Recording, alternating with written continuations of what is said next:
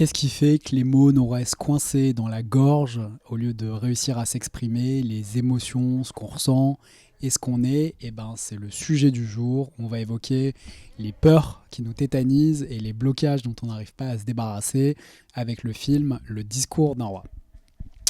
Je me présente pour ceux qui ne me connaissent pas et ceux qui ont regardé la première vidéo, je vous remercie. On a fait à peu près 200 vues tous ensemble déjà au moment où je filme. Donc merci à tous de votre confiance. N'hésitez pas évidemment à me laisser des commentaires sur ce que vous voudriez que je fasse différemment, mieux, ou sur les films que vous voudriez que je commente, sur ceux qui vous ont marqué aussi. Voilà, et donc je me présente, je m'appelle Mickaël Marino. Je suis ciné-coach, c'est-à-dire que j'accompagne des dirigeants, des managers et leurs équipes en utilisant le cinéma. Et donc, qu'est-ce que le ciné-coaching ? Le ciné-coaching, c'est un double état.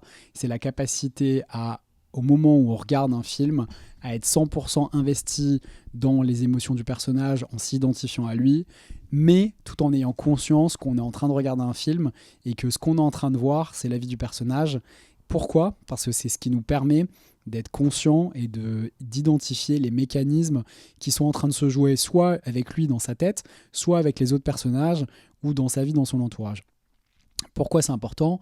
Parce que si on arrive à avoir ce double état quand on regarde un film, ensuite on arrive à le reproduire dans notre propre vie et donc dans notre propre vie à être 100% investi émotionnellement dans ce qu'on fait, tout en ayant le recul sur notre propre comportement, le comportement des autres et nos interactions avec les autres, avec la société et avec la façon dont cette société fonctionne.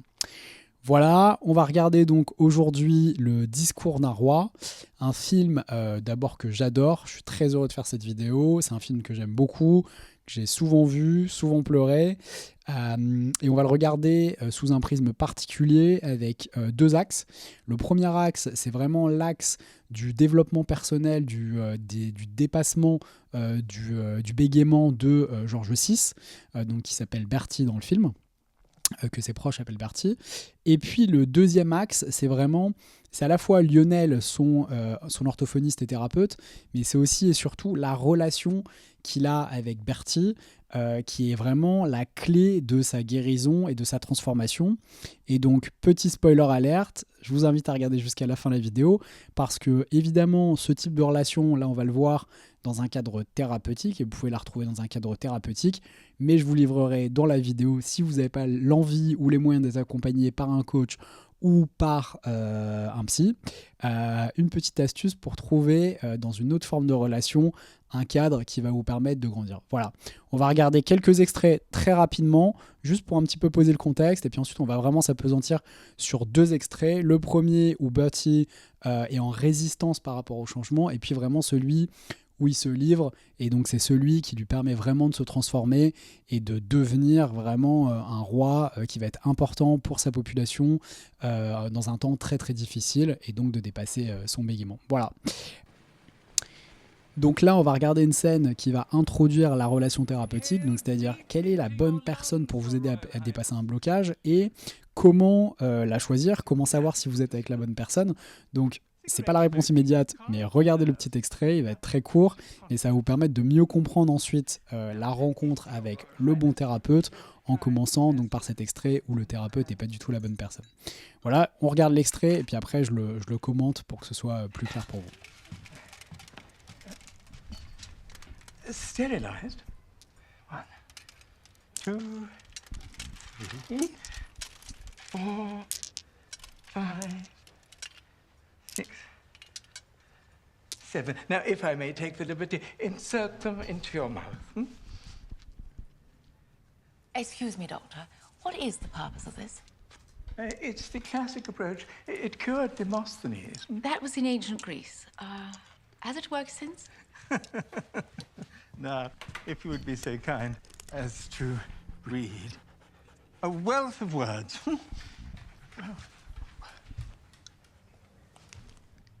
A fight against those marples, Your Royal Highness.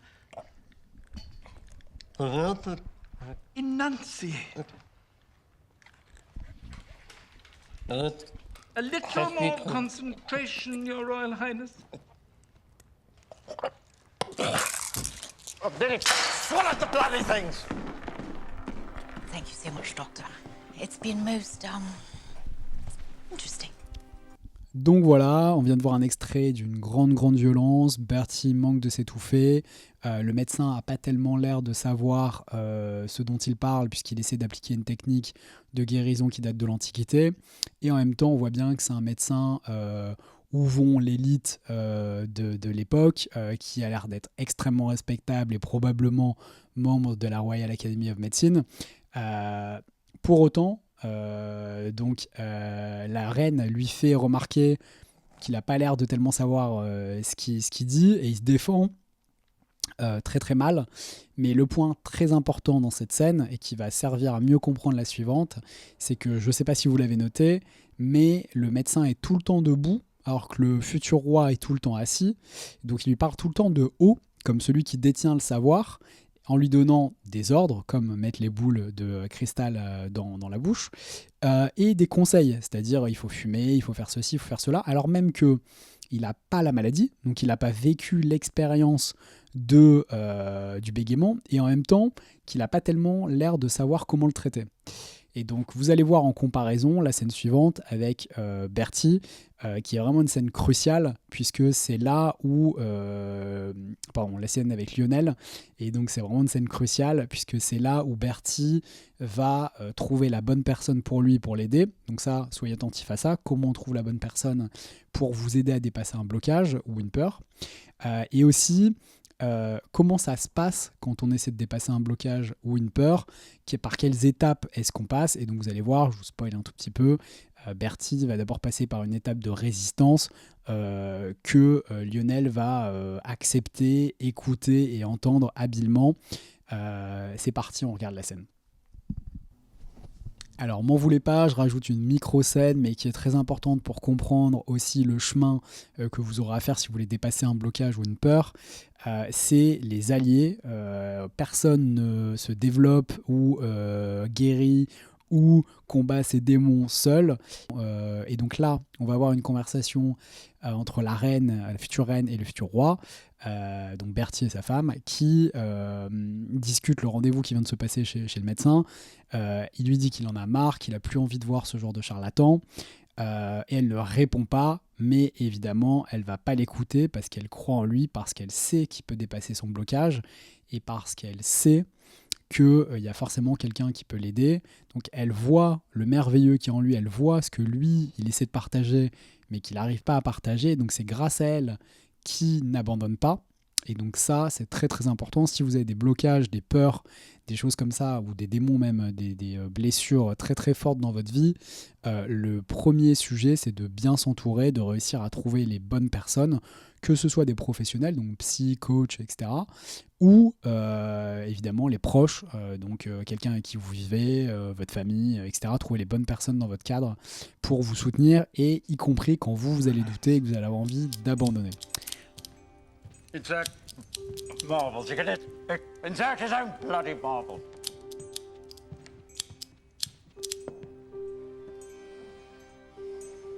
Tick tock, tick tock. You know you can't keep doing this, Bertie. I know. Promise me. Promise me no more. Alors cette scène, on va la regarder en plusieurs fois parce qu'elle est extrêmement riche, donc je vais couper au milieu la scène pour vous la décrire, ou pas d'ailleurs, peut-être que finalement je mettrai tous les commentaires à la fin, je vais voir ce qui marche le mieux. Donc cette scène, elle est extrêmement complexe, et donc on va en analyser des morceaux au fur et à mesure. The Johnsons?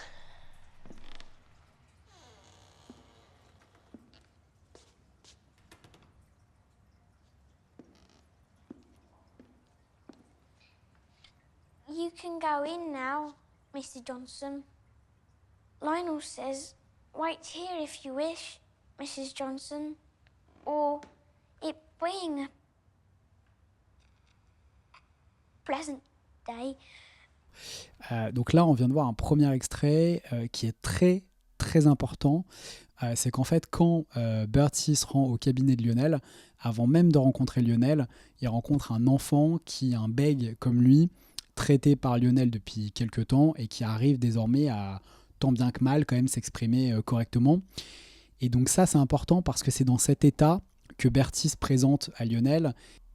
Et donc, vous allez le voir dans le reste de la scène qu'on va regarder, Bertie a vraiment besoin d'être accompagné comme un enfant, avec les mêmes précautions, avec la même bienveillance, pour réussir à dépasser sa peur. Et on va voir comment Lionel va gérer cette partie. He's a good lad, Willie. He could hardly make a sound, you know, when he first came to me. Alors là, on va voir donc la scène, juste pour vous donner quelques petits éléments pour percevoir mieux la scène avant que je l'analyse vraiment dans le détail. En fait, là, Lionel, il va essayer deux choses. Il va essayer d'instaurer donc un rapport d'égalité, donc ni être dans une position haute qui juge et qui est une position d'autorité, ni être dans une position basse qui est une position de dominer. Avec donc Bertie, il va essayer d'instaurer vraiment la symétrie et l'égalité entre eux, et on va voir que Bertie résiste aussi parce qu'il est prince, mais surtout parce qu'il se protège.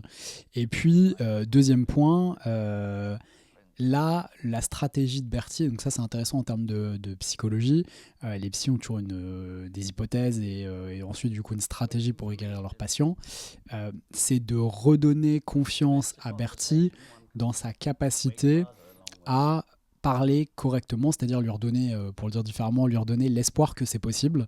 Et donc, en l'entrant, il lui a dit, vous avez vu, donc le garçon que vous venez de rencontrer, il n'arrivait pas à énoncer juste un son quand il est venu me voir, et maintenant il parle correctement, Willy. Donc c'est sa première tentative. Vous allez voir qu'il va essayer par différentes manières de montrer à Bertie, de lui faire ressentir qu'il est possible pour lui de parler clairement, qu'il ne faut pas qu'il abandonne, parce qu'il a très bien compris où en était Bertie à l'instant T, puisque dans une scène précédente que je ne vous ai pas montrée, sa femme est venue rencontrer Lionel, mais elle est venue sans lui, et donc ça, pour lui, c'était l'indice qu'il n'est pas prêt, ou en tout cas qu'il a peur, qu'il n'a plus envie, qu'il ne croit plus en lui. Voilà.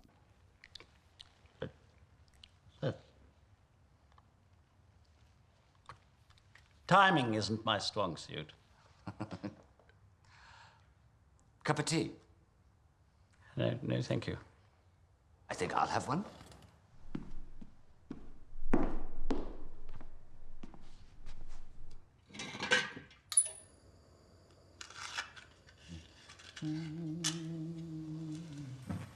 Aren't you going to start treating me, Dr. Loeb? Only if you're interested in being treated. Please. Call me Lionel. I prefer Doctor. I prefer Lionel. What'll I call you? Your Royal Highness. Et donc là, première tentative, vous me direz si vous l'aviez vu, de Lionel. Il propose donc à Bertie, duc d'York, donc potentiel successeur au trône, de boire un thé, ce qui est en fait une façon de lui proposer de partager un thé ensemble, ce qui est une activité normalement en fait qui se fait seulement d'égal à égal, ou quand par exception vous êtes invité au palais à boire le thé avec la reine, avec le prince ou le roi. Et donc il est déjà en train d'installer cette relation, en train d'essayer, et la réaction de Bertie, c'est évidemment de le rappeler dans un cadre beaucoup plus formel, beaucoup plus professionnel, et même on pourrait dire transactionnel, c'est-à-dire je paye, donc j'ai droit à un service ou à un produit, en lui demandant est-ce que vous allez commencer à me traiter, et on va voir la réponse de Lionel. Then sir, after that. It's a little bit formal for here. I prefer names. Prince Albert, Frederick, Arthur, George. How about Bertie? Only my family uses that. Perfect. In here, it's better if we're equals. Et alors là, on vient de voir donc un premier élément très intéressant, très important si vous voulez dépasser une peur, un blocage, c'est quel cadre vous êtes prêt à accepter. On va commencer à rentrer dans le détail dans la séquence, mais Lionel a donc demandé à Bertie d'arrêter de fumer en lui rappelant que dans le cadre donc, de sa salle de traitement dans son bureau, c'est lui qui fixe les règles et qu'il faut qu'il accepte ces règles pour pouvoir guérir. makes it official, then? My castle, my rules. Thank you. On va voir ensuite dans le détail comment Bertie va résister à ce cadre et finalement pourquoi il résiste, parce que il a encore peur de changer et que finalement soit ses espoirs soient complètement anéantis parce que personne n'arrive à le traiter, soit de finalement réussir à parler correctement ou à peu près correctement et que sa peur, sa souffrance ne s'éteigne pas. Quand on est malheureux, on connaît notre malheur, on a appris à vivre avec, mais on ne sait pas ce qui va se passer quand on sera heureux, quand la chose qui nous gêne, la peur ou le blocage qui nous gêne sera dépassé. Et donc parfois, la résistance, c'est une résistance à un bonheur qu'on ne sait pas gérer. What was your earliest memory? What on earth do you mean? Your first recollection? I'm not here to discuss personal matters. Well, why are you here, then? Because I bloody well stammer! You have a bit of a temper. One of my many faults. When did the defect start? I've always been this way. I doubt that. Don't tell me it's my stammer. It's my field. I can assure you no infant starts to speak with a stammer. When did yours start? 4 or 5. That's typical. So I've been told. I can't remember not doing it. Et donc là, ça commence. Lionel commence à interroger Bertie sur sa vie personnelle et sur le premier moment où il s'est entendu, ou en tout cas on lui a raconté qu'il bégayait. Évidemment, Bertie est en résistance parce qu'il ne veut pas faire le lien entre un traumatisme psychologique et le bégaiement. Or, Bertie sait que c'est ce qui s'est probablement passé, et donc il essaie de mettre le terrain de travail sur le plan psychologique, ce à quoi Bertie se refuse, d'autant plus parce qu'il est prince et que un prince ne parle pas de sa vie personnelle. Donc c'est une très très bonne métaphore de toutes nos peurs et de notre difficulté finalement à les dépasser. C'est qu'en fait on se trouve toujours une excuse. Quand on a une excuse, en l'occurrence ne pas parler de sa vie personnelle, c'est juste une façon qu'on trouve d'éviter de regarder notre problème en face et de l'adresser et de réussir à le dépasser. Et donc on va voir ensuite comment Bertie va continuer de résister à Lionel dans cette première séquence. I can believe that. Do you hesitate when you think? Don't be ridiculous. How about when you talk to yourself? And everyone natters to themselves occasionally, Bertie. Stop calling me that. I'm not going to call you anything else. Then we shan't speak.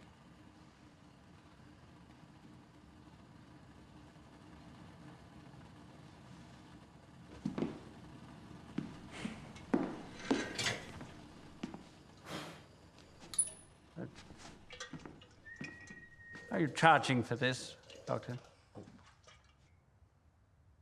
A fortune?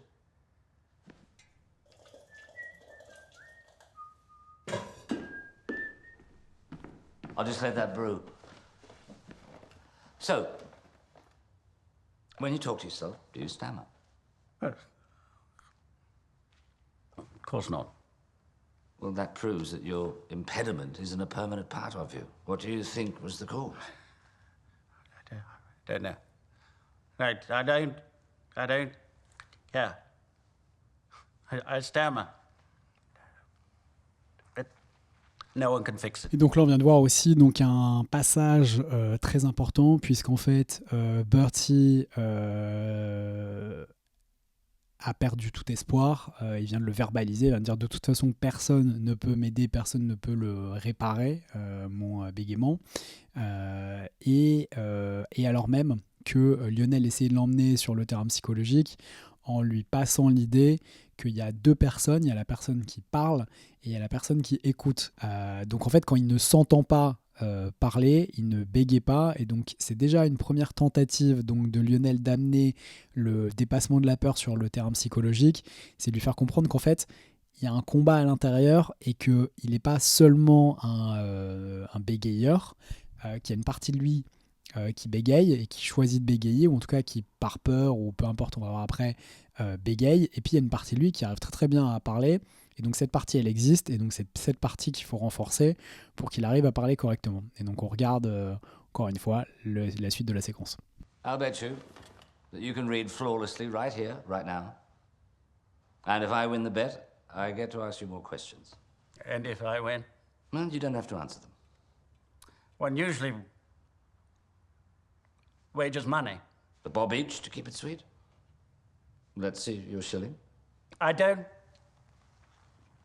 carry money. I had a funny feeling you mightn't. I'll stake you and you can pay me back next time. If there is a next time. I haven't agreed to take you on yet. Et donc là, comme je vous l'avais annoncé, on voit donc les deux aspects de la séquence les plus importants. C'est à la fois le désir donc de Lionel de redonner confiance à Bertie sur sa capacité à parler et à s'exprimer correctement. Et donc il va lui dire, je vous parie que vous pouvez le faire. Et donc si vous y arrivez, vous répondrez à mes questions. Et donc il arrivera à imposer le cadre dans lequel Bertie peut vraiment dépasser sa peur, c'est-à-dire le cadre psychologique, puisqu'il a identifié que la problématique était psychologique. Et le deuxième point, très important, il dit à Bertie, si vous perdez, vous me rendrez le shilling la prochaine fois. Et Bertie lui dit, s'il y a une prochaine fois. Et donc là, il corrige en lui disant, oui, vous avez raison, je ne vous ai pas encore accepté comme client ou patient. Et donc là, il essaie encore une fois de remettre à chaque fois la relation sur un terrain d'égalité. On le verra dans la séquence suivante qu'on va analyser, en quoi c'est très très important de la mettre sur un terrain d'égalité, parce qu'on ne peut pas, et je l'expliquerai, progresser, dépasser ses peurs, dépasser ses blocages quand on n'est pas dans une relation d'égalité symétrique. Mais ça, on le verra un petit peu plus loin. Please stand and take a look at that. From there.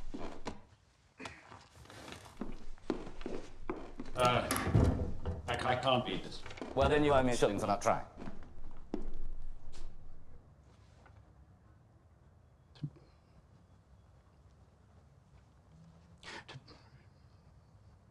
To be or not to be? Yes. Can't be. I haven't finished yet.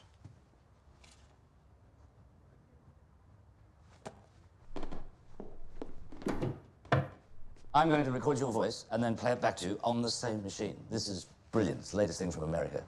It's a Silvertone.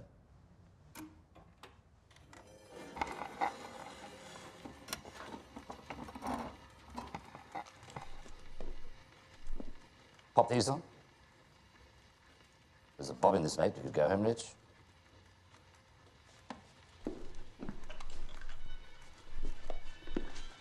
You're playing music. I know. So how can I hear what I'm saying? I'm sure your prince's brain knows what its mouth's doing. You're not well acquainted with other princes, are you?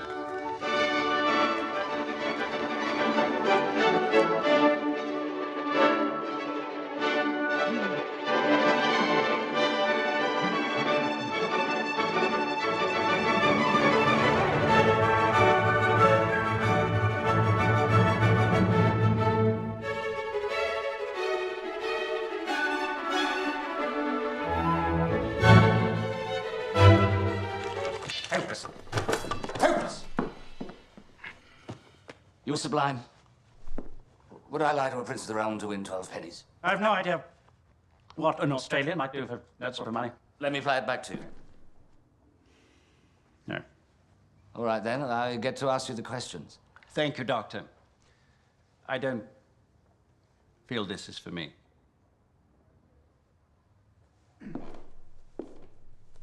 Thank you for your time. Bye. Sir?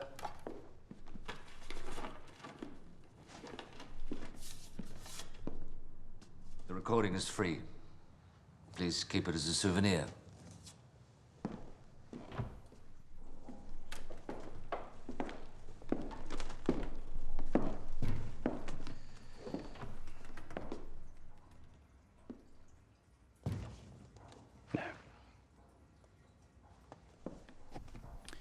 Alors là, on vient de voir donc la partie de la séquence très très drôle où Lionel le prend un petit peu au piège. Bertie essaie de se trouver des excuses en lui disant qu'il peut pas lire, qu'il veut pas lire, et donc Bertie insiste en lui disant que sinon il lui doit donc le fameux shilling. Et ça lui permet de le faire enregistrer un morceau d'Hamlet de Shakespeare en lui faisant écouter très très fort de la musique justement pour qu'il n'entende pas sa voix et donc pour lui faire comprendre que quand il ne s'entend pas parler, il arrive à parler correctement. Pour autant, là ce qui est intéressant c'est qu'en fait on voit que Bertie est épuisé, il n'a plus envie d'y croire. Même si Lionel essaie de lui prouver que c'est possible, ou de lui prouver qu'il peut parler correctement, il n'a pas encore assez confiance en Lionel et il n'a pas encore assez confiance en lui pour essayer, pour y croire et pour complètement se laisser aller dans la relation. Et c'est drôle, on voit le moment où Lionel sort de la relation, puisqu'en fait il lui dit... Il fait une dernière tentative en lui disant attendez, je vous fais écouter le disque. Quand il voit qu'il part et qu'il abandonne, Bertie refuse d'écouter le disque, donc il lui donne, ce qui est très malin, très habile, et on va le voir dans une micro-scène suivante, avant de regarder la dernière scène vraiment cruciale. Donc il ne lâche pas, Bertie, il essaie vraiment de lui montrer que dans cette relation, il peut avoir un espace, un cadre pour lui pour se développer, et en même temps qu'il peut parler correctement. Pour autant, à partir du moment où Bertie se dirige vers la porte, Lionel a déjà complètement changé de posture. Je ne sais pas si vous l'avez vu. Là, il n'est plus du tout orthophoniste ou thérapeute. Là, il est redevenu un sujet et il se conduit à nouveau avec beaucoup de déférence et de politesse envers donc, le prince. Il lui ouvre la porte, alors qu'il a toujours, depuis le début, essayé d'instaurer un climat d'égalité.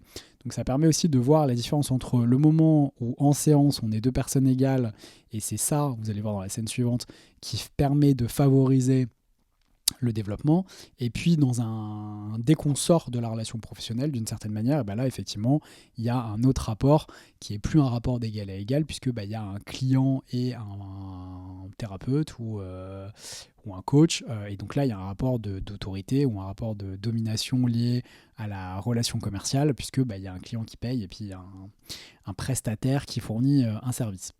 Voilà, on a vu aussi la déception de sa femme quand il lui dit en fait que ça va pas le faire et qu'encore une fois c'est pas la bonne personne, c'est pas la bonne solution et qu'il va pas y arriver. Pour autant, je sais pas si vous l'avez vu, mais elle perd pas espoir, elle accueille son désespoir à lui et sa tristesse à lui, mais elle reste assez neutre. Voilà, une dernière chose, je ne sais pas si vous l'avez remarqué, en opposition à la scène précédente, je reviens là-dessus, on a bien vu la posture très ouverte de Lionel qui pose des questions à Bertie, auxquelles Bertie ne veut pas répondre, plutôt que de lui donner des conseils ou lui dire ce qu'il doit faire.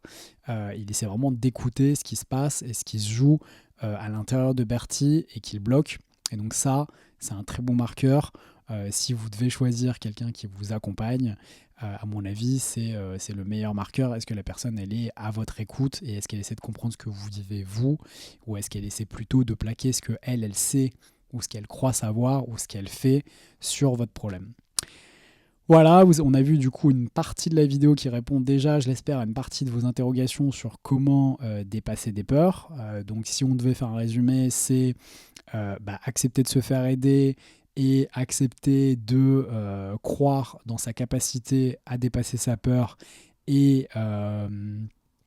à supprimer ses défenses pour accepter le cadre de travail que la personne avec qui vous allez travailler vous propose.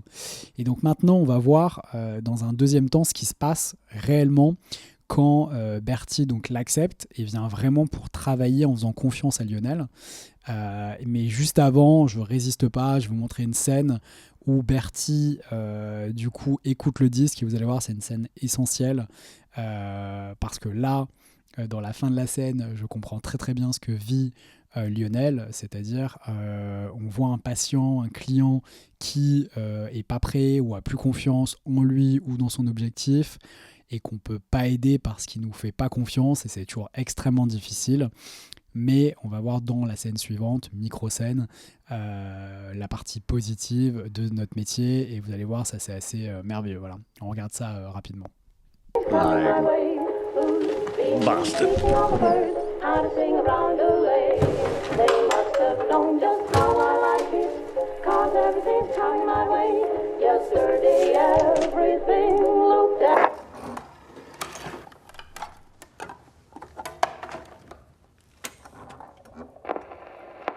You're playing music, I know.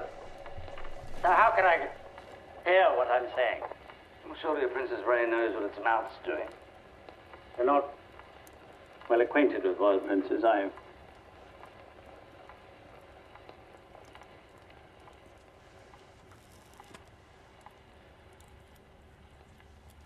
To be or not to be, that is the question. Whether 'tis nobler in the mind to suffer the slings and arrows of outrageous fortune, or to take arms against a sea of troubles and by opposing end them. To die, to sleep, no more. And by a sleep to say we end, the heartache and the thousand natural shocks the flesh is heir to. 'Tis a consuming... Alors là, on vient de voir une scène très très émouvante, c'est le contre-pied de la fin de la scène précédente, c'est-à-dire quand le client, pour la première fois, ou en tout cas pour la première fois depuis longtemps, entend sa propre voix, entend ce qu'il a l'impression qui est merveilleux à l'intérieur de lui, ce qu'il est réellement profondément et qu'il a envie de partager aux autres, et que parfois depuis très longtemps, il n'a plus réussi à le partager, il n'a plus réussi à l'exprimer dans un médium ou dans un autre. Et donc là, on a vu donc Bertie qui s'entend parler correctement pour la première fois depuis plusieurs années. Donc c'est très émouvant, ce qui est la conséquence quand même de son rendez-vous, de son premier rendez-vous avec Lionel. Et on voit aussi sa femme, son meilleur allié, c'est-à-dire celle qui le soutient tout le temps, qui a perçu cette voix sans jamais réellement l'avoir entendue, qui l'entend pour la première fois et qui se dit c'est possible, tout ce que moi je vois en lui, que les autres n'arrivent pas à voir, il peut réussir à le partager. Et donc là, tous les deux, ils ont à nouveau de l'espoir et une destination, un but, un objectif à accomplir, et en même temps, confiance dans les méthodes de Lionel, puisque même si elles sont unorthodoxes, comme elle le dit dans le film, donc peu dans les règles de l'art, on va dire, peu commune. En tout cas, elle fonctionne et c'est la première fois depuis des années que Bertie a entendu sa voix. Donc ça, c'est la partie merveilleuse de mon métier. C'est quand les gens en séance ou quand on n'est pas là, mais ils nous racontent après, ils arrivent à débloquer quelque chose, ils arrivent à passer une étape dans leur vie, à comprendre quelque chose. Et donc là, c'est vraiment la raison pour laquelle on se fait accompagner. Donc on regarde la dernière scène, puisqu'on va pas regarder tout le film, même si moi je vous invite à voir tout le film pour encore mieux le comprendre et pour revoir l'entièreté de l'histoire de donc Bertie et de sa relation avec Lionel, donc les deux axes, de manière beaucoup plus puissante après avoir vu les vidéos. Là, ce qu'on va voir, c'est vraiment qu'est-ce qui se passe quand vous avez la bonne personne, qu'est-ce qui se passe, qu'est-ce qui vous permet finalement de dépasser vos blocages et vos peurs. Et je vais vraiment détailler cette relation et ce qui se joue entre eux à ce moment-là. Mais vous allez voir aussi que, et je vais vous livrer un petit secret, si vous n'avez pas les moyens d'être accompagné et que vous n'avez pas d'autres ressources que de regarder cette vidéo, je vais vous livrer quand même un petit secret sur comment vous pouvez dépasser vos peurs et vos blocages. Mais ce sera à la fin de la vidéo. Alors, avant de regarder donc cette séquence finale, je ne résiste pas à faire une petite introduction pour vous donner un petit peu de contexte sur ce qui s'est passé dans le film avant cette scène. Donc, Bertie et Lionel ont commencé à travailler ensemble. Pour que ce travail commence, Lionel a accepté, en tout cas, il a été malin, il a été habile. Je vais vous mettre un petit extrait d'OSS qui dit habile, évidemment. Il a été habile en acceptant les conditions de Bertie et de sa femme qui demandent à travailler uniquement sur la respiration, les mouvements, la mécanique du bégaiement et pas sur l'aspect psychologique, parce qu'il a déjà gagné leur confiance et donc il va travailler dans un premier temps à améliorer la condition de Bertie et à continuer de gagner sa confiance pour arriver au moment où il aura l'opportunité de travailler sur ce qui cloche vraiment sur le problème de fond. Et là, c'est son occasion, c'est son opportunité, puisque le père de Bertie est mort, le roi George V, et donc son frère va succéder à son père pour devenir genre Édouard VII, je crois.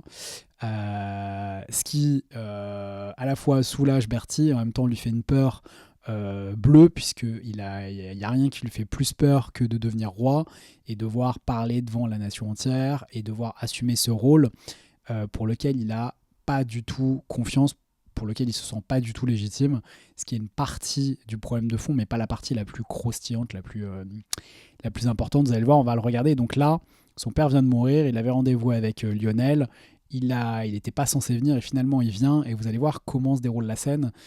C'est une ambiance vraiment très très différente des premiers rendez-vous qu'ils ont eus et que vous pourrez voir dans le film. Puisque, encore une fois, je vous invite à voir l'entièreté du film après la vidéo. Vous allez voir, vous allez l'apprécier beaucoup plus.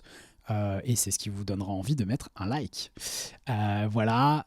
Surtout, n'hésitez pas, j'en profite, les petits commentaires, si vous avez des suggestions, s'il y a un film que vous voudriez que je traite, ou au contraire, une problématique que vous voudriez que je traite, ça sera avec plaisir. Donc, n'hésitez pas à le partager, c'est le meilleur moyen que ça arrive. Voilà. On regarde la séquence, pardon. They told me not to expect you. I'm sorry about your father. I don't wish to intrude. Oh, not at all. Please, come in. Come in.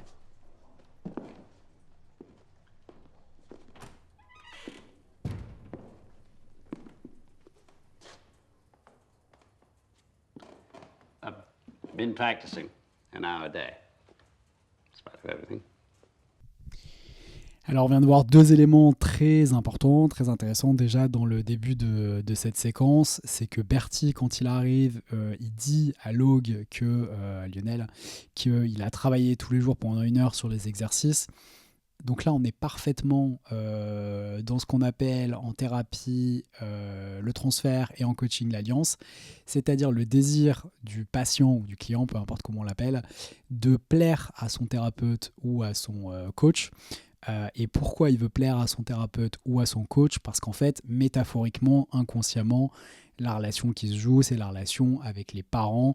Et donc, il recherche l'approbation, l'amour des parents pour être aimé en retour.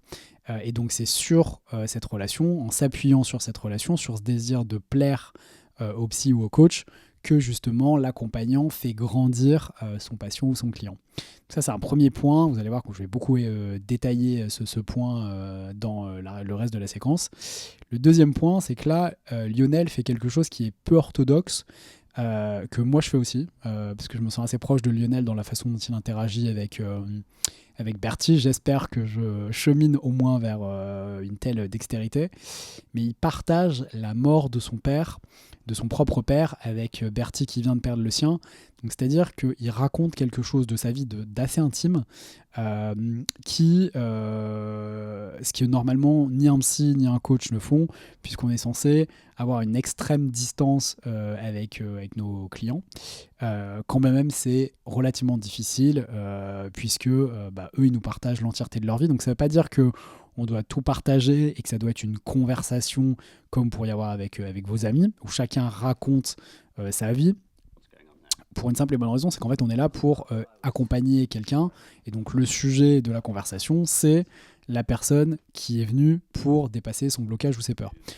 Mais là quand même, Lionel sent que Bertie en a besoin, il a besoin de cette confiance, il a besoin de se sentir aimé et sécurisé comme un enfant, et donc il va lui partager la propre mort de son père, et on va voir la réaction de Bertie.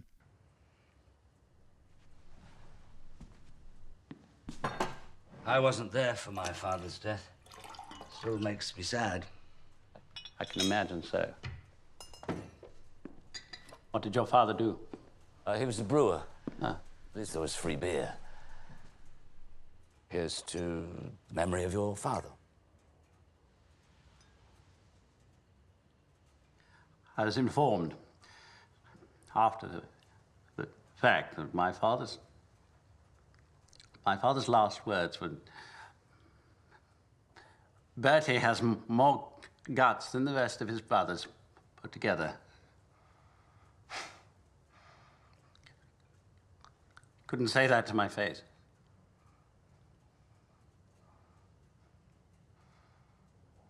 My brother. What about him? Try singing it.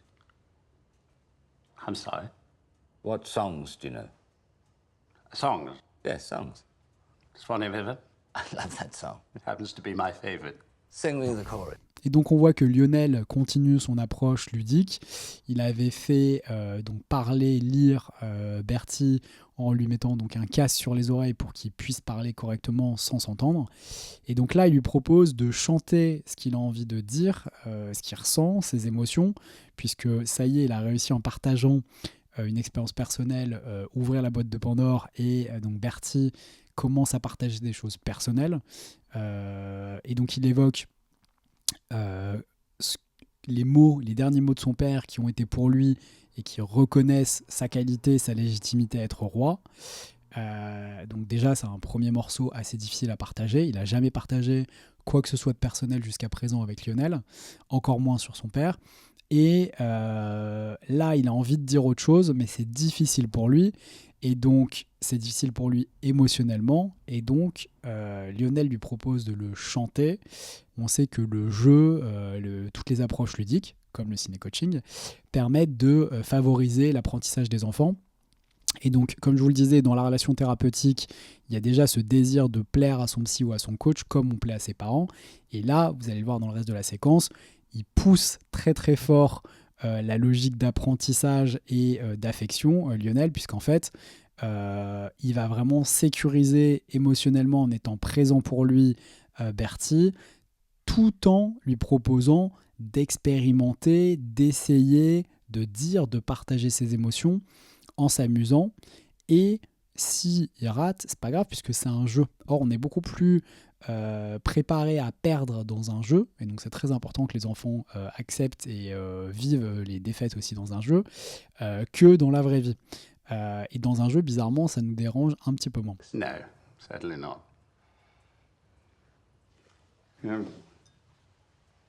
I always wanted to build models. Oh, Father wouldn't allow it. He collected stamps. We had to collect stamps. You can finish that off if you sing. My brother David, dum dum dum dum. Et donc là, je suis obligé de reprendre.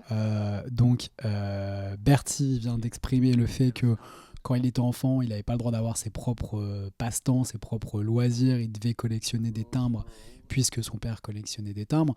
Donc c'est un premier élément, c'est pas l'élément déclencheur, mais comment on peut réussir à exprimer ce qu'on ressent et à même le sentir à l'intérieur, ce qu'on aime et ce qu'on désire, si, quand on était enfant, on n'a pas pu explorer ce qui nous intéressait nous. Donc ça, c'est un premier point. Et là, on voit donc que Lionel met en place sa stratégie progressivement, puisque Bertie, dans l'enfance, avait très envie de faire des maquettes, mais il n'y a pas eu droit. C'est extrêmement symbolique.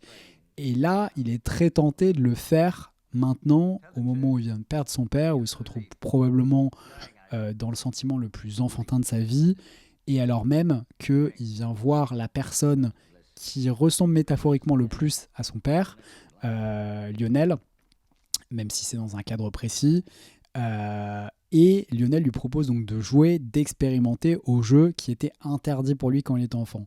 Seulement, pour avoir le droit de jouer, il doit chanter et partager ses émotions et ce qu'il ressent.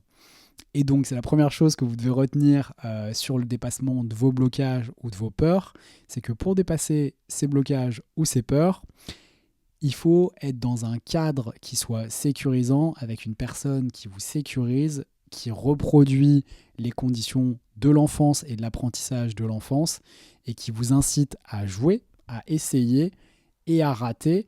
Et on va voir encore une fois comment Lionel pousse la logique, c'est-à-dire si Bertie accepte d'expérimenter en chantant, alors il aura droit à la récompense, c'est-à-dire le droit de jouer avec le jeu qui lui était interdit quand il était enfant.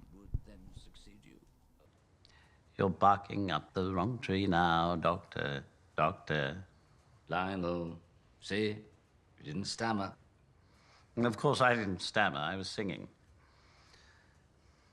Well, as a little reward, you get to put some glue on these struts.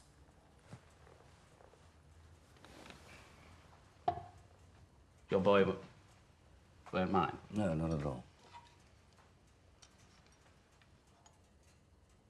David and I were very close. Young bucks, you know. Did you chase the same girls? David was always very helpful in arranging introductions. We shared the expert ministrations of Paulette in Paris.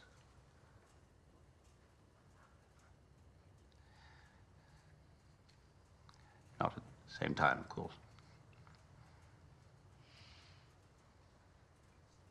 Did David ever tease you?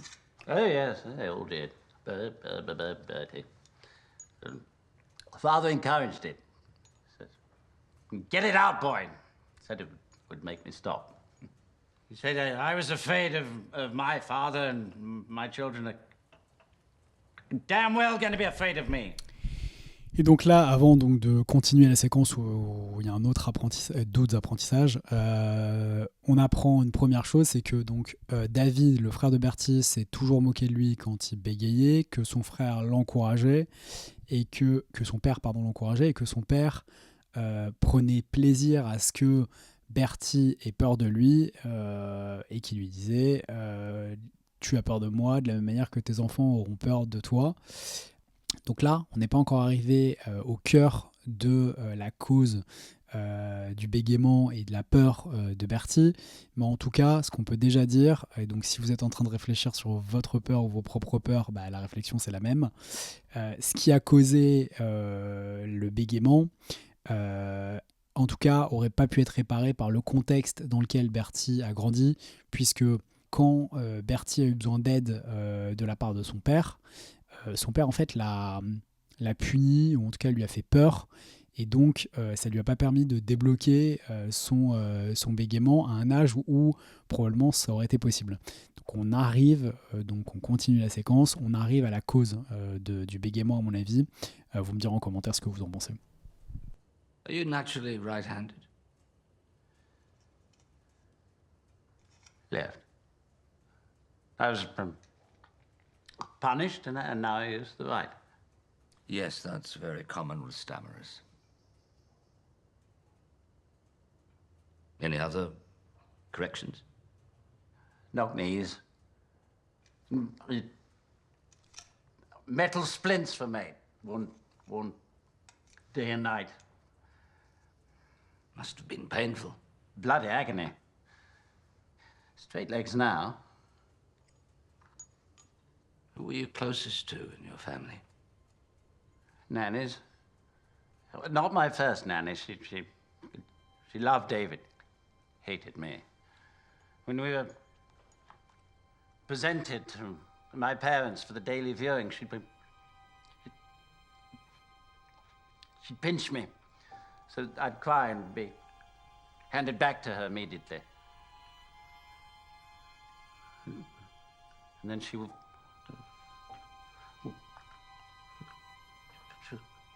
sing it.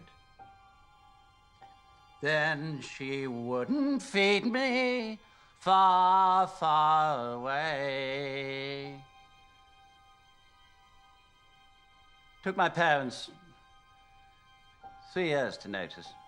Et donc là, très très dur cette scène, puisque Bertie, 30 ans, 40 ans après, il n'arrive pas à le dire, il a besoin de le chanter.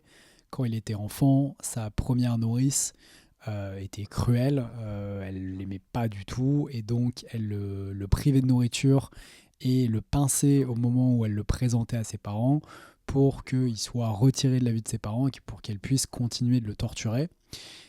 Après qu'il ait été forcé à écrire de la main droite en étant gaucher et qu'on lui ait mis des correcteurs aux genoux pour les genoux rentrés, donc c'est vraiment des correcteurs en métal avec lesquels il faut marcher et dormir, donc une souffrance physique profonde. Donc en fait là on commence à là on touche la cause à mon avis du bégaiement de Bertie. Ce qu'amène, vous l'avez vu très subtilement et très progressivement Lionel, c'est la correction, la punition.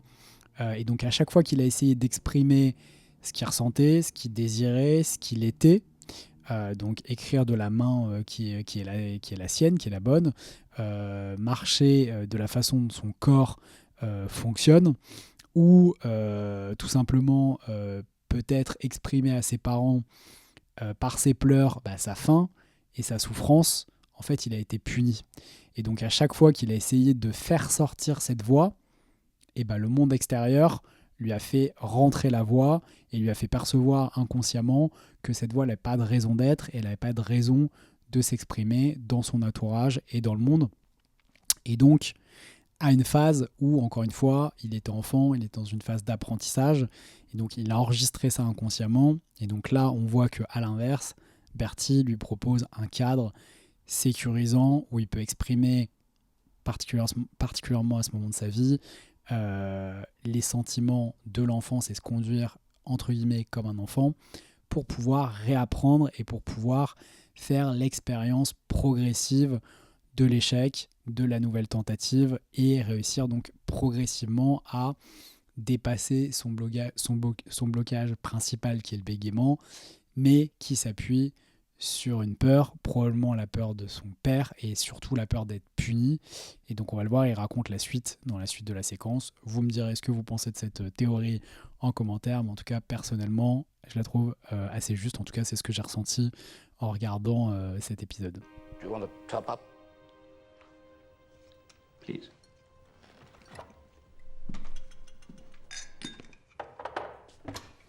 You know, Lionel, you're the first ordinary Englishman, Australian, I've ever really spoken to.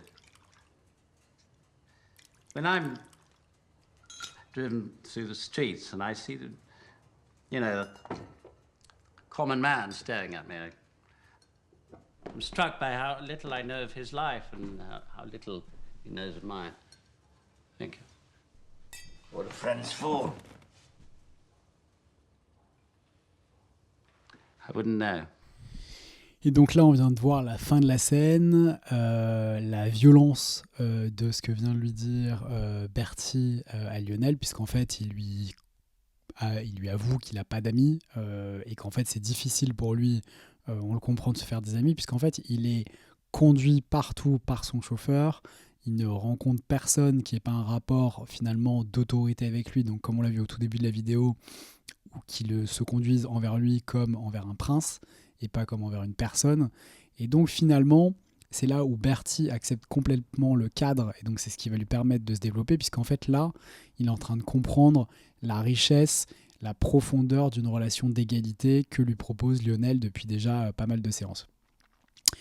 Ça, c'est le premier point. Le deuxième point, et je vous livre donc à la fois la synthèse de cette séquence, mais aussi et surtout comment vous pouvez faire si vous n'avez pas envie, si vous n'avez pas les moyens de voir un psy ou un coach. Finalement, ce qu'on peut retenir, c'est quoi ? C'est la relation qui permet de changer, de se transformer, de dépasser ses peurs et ses blocages. C'est la relation qui permet de se retrouver dans un état d'enfant, donc c'est-à-dire sécurisé, protégé. Donc on dit souvent aujourd'hui la bienveillance, mais c'est plus complexe que ça à mon avis. Donc ça demande d'être dans une complète confiance avec la personne qui vous écoute, et c'est justement parce qu'elle vous écoute que vous êtes en pleine confiance. C'est le premier point. Et le deuxième, c'est que il faut que vous ayez envie de plaire à cette personne, de lui plaire pour recevoir son amour, parce que c'est pour recevoir l'amour des parents, pour recevoir l'amour métaphorique du psy ou du coach, qu'on arrive à changer et à dépasser ces blocages. Et donc si vous n'avez pas accès à un psy ou à un coach, à mon avis, la meilleure personne qui pourra vous aider, c'est la personne dont vous êtes la plus proche. Souvent, c'est la personne avec qui vous faites votre vie.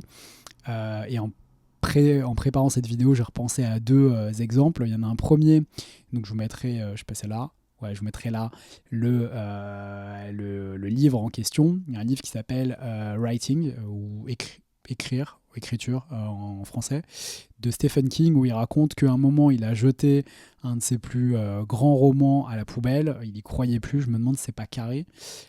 Et c'est sa femme qui a été le chercher dans la poubelle. Donc comme la femme de Bertie, elle a vu ce qu'il avait en lui et que lui n'arrivait plus à voir alors qu'il voulait abandonner, et elle lui a dit: tu tiens quelque chose, c'est notre avenir, tu finis ce roman et tu l'envoies. Et c'est le premier roman qu'il a vendu en poche, donc à très très grand exemplaire, et qui les a sortis de la pauvreté, parce qu'il vivait dans une très grande pauvreté. Et donc ça, c'est vraiment important. C'est souvent la personne avec qui on vit, la personne qu'on aime et qui nous aime et qui voit en nous ce que nous, on n'arrive parfois plus à voir, qui va vous aider à tenir et à aller dans la bonne direction. Donc vous allez me dire, effectivement, pour ça, il faut déjà avoir la bonne personne, et vous aurez raison.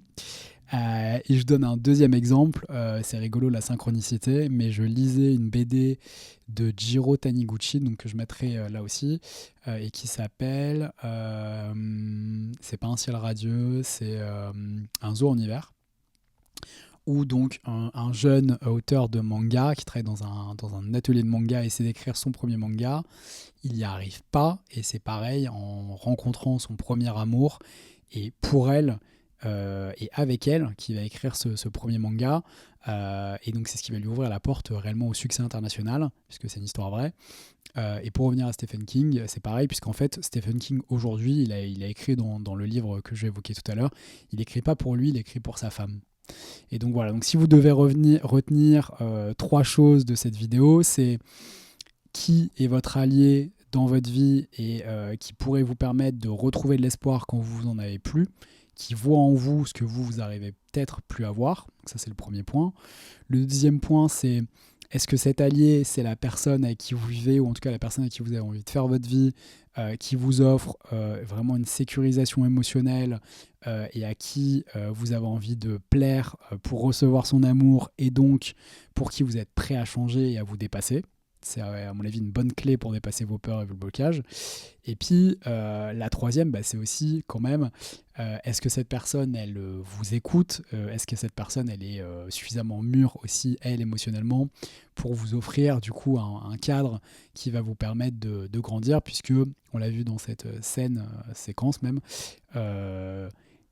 Lionel reproduit vraiment les cycles de l'apprentissage de l'enfance avec Bertie, en lui proposant un cadre où il ne va rien se passer, où il est protégé, où il peut expérimenter et où il reçoit des récompenses à chaque fois qu'il essaye.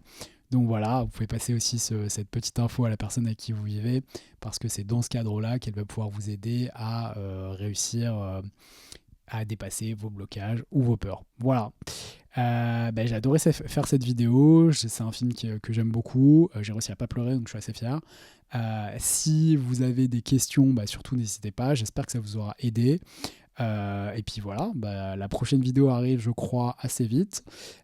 Continuez de regarder les vidéos, de mettre des petits likes, de vous abonner, de partager aussi, c'est important. Et puis, voilà, n'hésitez pas à laisser n'importe quel commentaire qui nous permette de faire une chaîne encore plus sympa et encore plus utile. Voilà, à très vite.